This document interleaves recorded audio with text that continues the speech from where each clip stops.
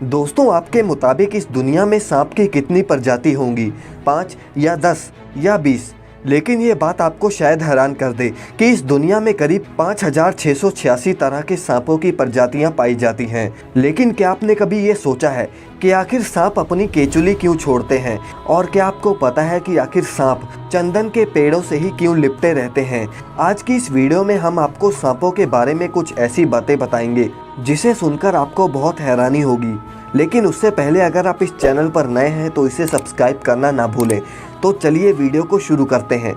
दोस्तों, वैसे तो आपने सांपों के बिल को तो देखा होगा, लेकिन क्या आपने कभी ये सोचा है कि आखिर सांपों के तो हाथ पैर भी नहीं होते, लेकिन फिर भी वो बिल कैसे बना लेते हैं? दरअसल ये चूहे या फिर दीमक का पीछा करते हैं और उनके बिल तक पहुंच जाते हैं और इसके बाद ये उन चूहों का शिकार कर लेते हैं, जिसके बाद ये उनके बिल पर कब्जा कर लेते हैं। अब दोस्तों, आपने कई बार देखा होगा कि सांप अक्सर अपनी केचुली निकाल कर छोड़ देते हैं। आपको ये तो पता होगा कि सांपों की लंबाई हमेशा बढ़ती रहती है और जो इनके शरीर के ऊपर चमड़ी होती है वो कभी स्ट्रेच नहीं होती, जिसकी वजह से सांपों का उस चमड़ी में रहना मुश्किल हो जाता है।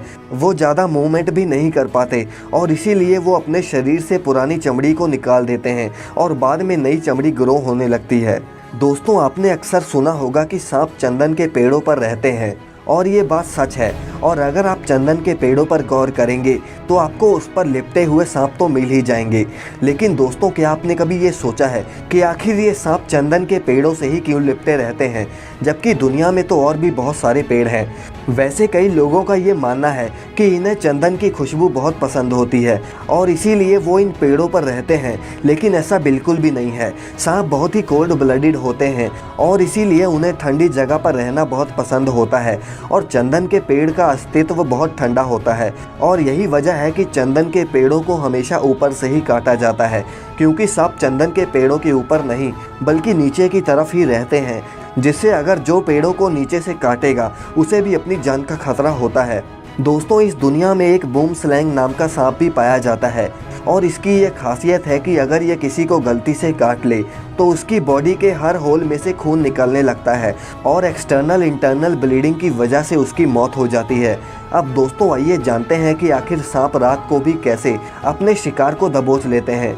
अगर आपने गौर किया होगा तो आपको सांपों के चेहरे पर 2 होल्स जरूर दिखाई देंगे और इन होल्स को पिट्स कहा जाता है। दरअसल भगवान ने इन्हें इन पिट्स के जरिए हीट डिटेक्शन टेक्नोलॉजी दे दी है और इसका फ़ायदा इन्हें ये है कि ये दूर से ही गर्म चीज़ों को पहचान जाते हैं।